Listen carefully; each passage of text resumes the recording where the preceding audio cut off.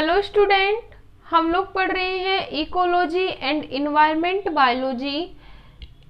Ecology and environment biology की last class में जो हमारा टॉपिक चल रहा था वो चल रहा था characteristic features of fresh water habitat या फ्रेश वाटर एक्वेटिक इकोसिस्टम के बारे में, जिसमें हम लोगों ने पढ़ लिया था घुलित लवण की मात्रा और उसकी घुलनशीलता। इसके साथ ही साथ हम लोगों ने पढ़ लिया था फ्रेश वाटर की पीएच। ठीक है, नेक्स्ट कैरेक्टरिस्टिक फीचर्स के बारे में हम लोग बात करेंगे। हम लोगों ने बता दिया था कि जो घुलित लवण की मात्रा होती है वो बहुत ही कम पाई जाती है इन फ्रेश वाटर, क्योंकि लवणों की सांद्रता कम होने के कारण ही इस प्रकार का जो इकोसिस्टम होता है वो क्या कहलाता है, स्वच्छ जलीय पारिस्थितिकी तंत्र। इसके साथ ही साथ हम लोगों ने बता दिया था, पीएच की बात की तो पीएच में हम लोगों ने बता दिया था कि स्वच्छ वाटर हैबिटेट का जो पीएच होता है वो क्या होता है, चेंजेबल होता है, मतलब परिवर्तनशील होता है। यह पानी के आधार पर या उसकी गति के आधार पर क्या होता है, कंटिन्यू चेंज होता रहता है। इसमें बहुत ज़्यादा डिफरेंस देखने को मिलता है। थर्ड, अगर हम बात करें नेक्स्ट कैरेक्टरिस्टिक फीचर्स की, तो अपना टॉपिक क्या चल रहा है, characteristic features characteristic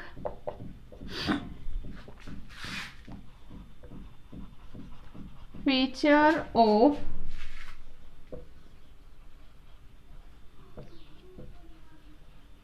fresh water habitat. और इसमें अपना जो थर्ड है कैरेक्टरिस्टिक्स वो क्या है, टेम्परेचर।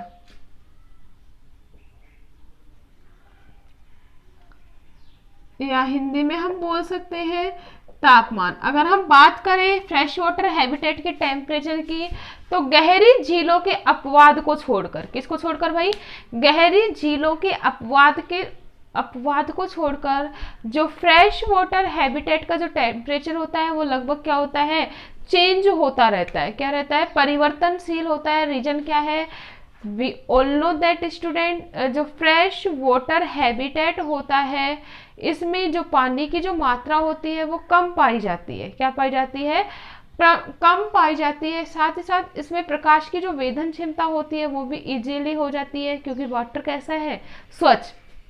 तो अगर हम बात करें पानी की मात्रा कम पाई जाने के कारण इसका जो टेम्परेचर होता है वो क्या होता है, चेंजेबल या परिवर्तनशील होता है।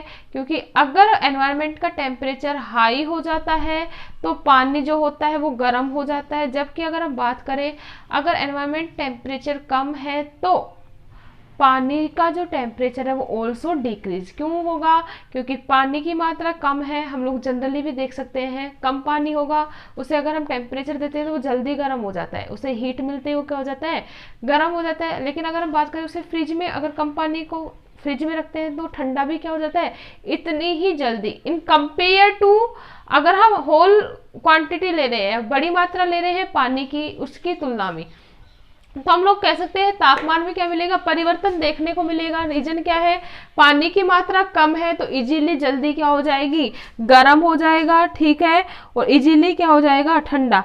तो अगर हम बात करें इसके दैनिक मौसम के तापांतर में भी, किसकी बात कर रहे हैं, दैनिक मौसम के तापांतर में भी, या फिर हम लोग बोल सकते हैं दिन और रात के टेम्परेचर में भी लगभग 4 से 5 डिग्री सेंटीग्रेड जो टेम्परेचर है उसका डिफरेंट इजीली देखा जा सकता है। क्लियर है। नेक्स्ट अगर हम बात करें तापमान के अधिक और कम होने पर जीवों के उपापचयी क्रियाओं पर भी इफेक्ट पड़ेगा। रीजन क्या है, क्योंकि इस प्रकार के जो जीव होते हैं उनमें ऑस्मो रेगुलेशन कम देखने को मिलता है। टेम्परेचर अचानक क्या होता है, गिरावट, टेम्परेचर में जब अचानक गिरावट आती है तो जीवों की जो उपापचयी क्रियाएं होती हैं उनकी दर भी क्या हो जाती है, कम हो जाती है। ठीक है, इसी प्रकार अगर हम बात करें अगर टेम्परेचर अधिक हो जाता है तो टेम्परेचर के अधिक होने पर जीवों की जो उपापचयी क्रियाएं होती हैं वो भी क्या होने लगती है, तीव्र होने लगती हैं। इस प्रकार हम लोग बोल सकते हैं कि इनके लिए अधिक और कम टेम्परेचर, इस प्रकार के आवास में पाए जाने वाले जलीय जीवों के लिए अधिक और कम टेम्परेचर दोनों ही क्या हो सकते हैं, घातक सिद्ध हो सकते हैं, क्योंकि इनकी मेटाबॉलिक जो एक्टिविटीज है उसके ऊपर क्या पड़ेगा, विपरीत प्रभाव पड़ेगा। क्लियर है। तो ये था अपना टेम्परेचर इफेक्ट। फोर्थ अगर हम बात करें लाइट, या क्या है, प्रकाश। तो अगर हम बात करें प्रकाश की मात्रा जो होती है, तो प्रकाश की मात्रा का भी क्या पड़ेगा, इफेक्ट पड़ता है। रीजन क्या है, सामान्यतः जो स्वच्छ जलीय आवास होते हैं वो कैसे होते हैं, साफ होते हैं। कैसे होते हैं भाई, साफ होते हैं। तो सिंपल सी बात है, जब स्वच्छ आवास साफ सुथरा होगा तो पेनिट्रेशन ऑफ लाइट जो होती है वो भी क्या हो जाती है, इजीली हो जाता है। पेनिट्रेशन ऑफ लाइट के इजीली हो जाने के कारण जो प्रकाश होता है वो ऊपरी सतह से निचले पैंदे तक आसानी से क्या हो सकता है, उसका पेनिट्रेशन हो सकता है। या लाइट क्या होती है, इजीली क्या हो सकती है, इजीली क्या हो सकती है, निचले पैंदे तक पहुंच सकती है। ठीक है, मतलब इसकी जो भेदन क्षमता होती है वो पैंदे तक होती है, जिसके कारण क्या होता है, वी ऑल नो दैट, हम लोग देखेंगे स्वच्छ जलीय आवास में जो प्लांट्स होते हैं फाइटोप्लैंक्टन और जो जलीय जीव होते हैं वो अधिक मात्रा में पाए जाते हैं, क्योंकि इसमें जलीय जीवों के लिए अच्छा एनवायरनमेंट होता है, सूटेबल एनवायरनमेंट होता है, क्योंकि पेनिट्रेशन ऑफ लाइट इजीली नीचे तक हो जाने के कारण सभी जीवों को क्या मिलेगा, आसानी से प्रकाश मिल जाता है। ठीक है, आसानी से प्रकाश मिलेगा तो सिंपल सी बात है, light is very compulsory for all organism. जो लाइट होती है या प्रकाश होती है वो सभी जीवों के लिए क्या है, एक लिमिटिंग फैक्टर के रूप में कार्य करता है। जब सभी जीवों को, चाहे वो बॉटम में रहने वाले जीव हो या सरफेस के ऊपर रहने वाले जीव हो, उनको इजीली प्रकाश मिल रहा है तो उनकी वृद्धि क्या होगी, आसानी से हो जाती है। इतना क्लियर है। तो यह जो आवास होता है वो जीवों के लिए क्या होता है, फेवरेबल होता है। क्लियर है इतनी बात। लेकिन अगर हम बात करें, अगर पानी में गंदलापन आ जाता है, रीजन क्या है कि भाई विभिन्न प्रकार की फाइटोप्लैंक्टन, एल्गी का जो लेवल है वो इंक्रीज हो जाता है, तो क्या होगी, एक फाइटोप्लैंक्टन जो होते हैं और जो एल्गी होते हैं अपर सरफेस को कंप्लीटली क्या कर लेती है, कवर कर लेती है। और जब वो अपर सरफेस को कवर कर लेती है तो क्या होता है, पानी में गंदलापन आने लगता है, जिससे जो पेनिट्रेशन ऑफ लाइट है वो ठीक प्रकार से नहीं हो पाता। तो जो गंदलापन होता है वो प्रकाश को क्या करेगा, प्रभावित। तो नीचे वाले जीवों को पर्याप्त मात्रा में क्या नहीं मिल पाती, ऑक्सीजन और प्रकाश अवेलेबल नहीं हो पाता। इतना क्लियर है। तो हम इन वन वर्ड बोल सकते हैं कि अगर पानी में गंदलापन आ जाता है तो प्रकाश की जो भेदन क्षमता है वो क्या हो जाएगी, कम हो जाएगी, और इसका इफेक्ट क्या होगा, जलीय जीवों पर पड़ेगा। क्लियर है। तो हम लोग बोल सकते हैं जो लाइट है वो किसकी तरह कार्य करती है, लिमिटिंग फैक्टर की तरह।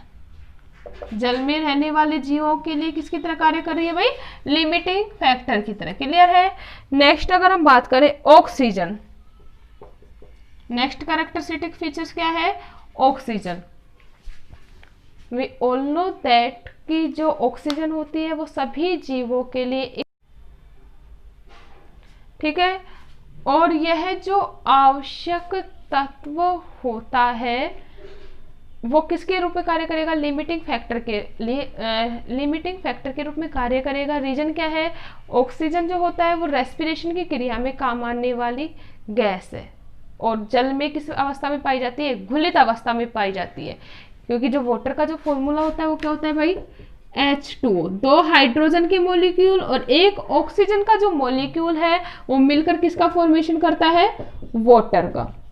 तो जल में किस अवस्था में पाई जाती है, घुलित अवस्था में।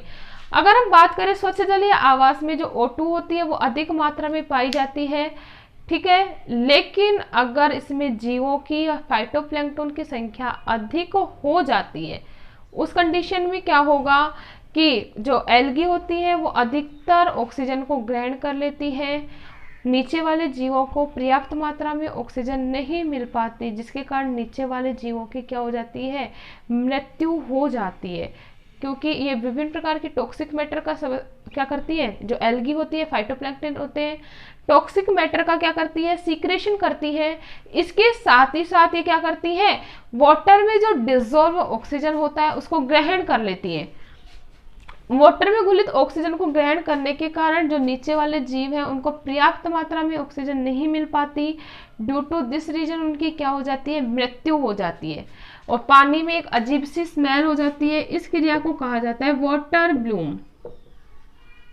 क्या कहा जाता है, water bloom. We all know that student, oxygen सभी के लिए आवश्यक होता है। जब पर्याप्त मात्रा में ऑक्सीजन नहीं मिल रही है तो जीव की क्या हो जाएगी, मृत्यु। क्या हो जाएगी, जीव की मृत्यु हो जाएगी। ठीक है, अगर एल्गी की मात्रा या फाइटोप्लैंक्टन की जो मात्रा अधिक हो जाती है तो पेनिट्रेशन ऑफ लाइट भी इजीली नहीं हो पाता है। रीजन क्या है, क्योंकि सभी जो सारा जो लाइट होता है वो इनके द्वारा क्या कर लिया जाता है, ग्रहण कर लिया जाता है, जिसके कारण ना प्रकाश मिल पाता है ना ही ऑक्सीजन मिल पाती है, जिसके कारण जीव की क्या हो जाती है, मृत्यु हो जाती है। इन वन वर्ड हम फॉर्मूला के द्वारा लिख सकते हैं, BOD is inversely proportional to 1/DO। BOD is inversely proportional to 1/DO, मतलब बायोलॉजिकल ऑक्सीजन डिमांड प्रोपोर्शनल होता है किसके, डिसॉल्व ऑक्सीजन के। अगर BOD इंक्रीज होती है, BOD क्या होती है, इंक्रीज होती है, देन DO क्या हो जाती है, डिक्रीज। क्लियर है। इसी प्रकार अगर DO क्या हो रही है, इंक्रीज, देन BOD क्या हो जाएगी, डिक्रीज। क्लियर है इतनी बात। तो DO अगर इंक्रीज रहती है तो सभी सिस्टम जो होंगे इकोसिस्टम के वो सही चलते हैं, लेकिन अगर BOD क्या हो रही है, इंक्रीज हो रही है, तो DO क्या हो जाएगी, कम, तो इकोसिस्टम पर इफेक्ट पड़ता है। क्लियर है। तो ऑक्सीजन क्या करेगी, अगर ऑक्सीजन पर्याप्त मात्रा में अवेलेबल है तो वहाँ के रहने वाले जो जीव हैं वो सही तरीके से रहेंगे। ठीक है, तो ऑक्सीजन जो होता है स्वच्छ जलीय आवास के लिए एक लिमिटिंग फैक्टर की तरह क्या करेगा, कार्य करता है। क्लियर है। और बाकी के जो हम लोग बाकी का क्या है, CO2 व अदर गैसेज। नेक्स्ट कैरेक्टरिस्टिक्स की बात करें, CO2 and other gases. We all know that student, respiration की क्रिया के दौरान चाहे प्लांट्स हो या एनिमल्स हो, O2 यूज करते हैं, CO2 का क्या करते हैं, छोड़ते हैं। बिकॉज CO2 किस में यूज होता है, एसिमिलेशन ऑफ फूड। जो प्लांट्स होते हैं उसमें CO2 किसके द्वारा यूज की जाती है, एसिमिलेशन ऑफ फूड के दौरान यूज की जाती है। इस दौरान क्या किया जाता है, O2 छोड़ी जाती है। जो O2 छोड़ी जाती है वो किसके द्वारा, जीवों के द्वारा क्या करी जाती है, इस्तेमाल। तो CO2 क्या होगी, CO2 जो होती है वो श्वसन की क्रिया के दौरान और मृत कार्बनिक पदार्थों के द्वारा क्या होती है, छोड़ी जाती है। ठीक है, अगर जल में CO2 की मात्रा अधिक हो जाती है, स्वच्छ जल में CO2 की मात्रा अधिक हो जाती है तो यह भी जीवों पर हानिकारक प्रभाव डालती है। क्लियर है। तो ये था अपना CO2 and other gases. Other gases भी इसी प्रकार क्या करेंगी, इफेक्ट डालती है स्वच्छ वाटर पर, क्योंकि जो पानी की मात्रा है वो कम है तो इसमें रहने वाले जीव जो होंगे उनके ऊपर क्या करेगी, इनके अधिक और कम मात्रा दोनों ही प्रकार से क्या करती है, इफेक्ट डालती है। क्लियर है। तो ये था हमारा characteristic features of fresh water habitat.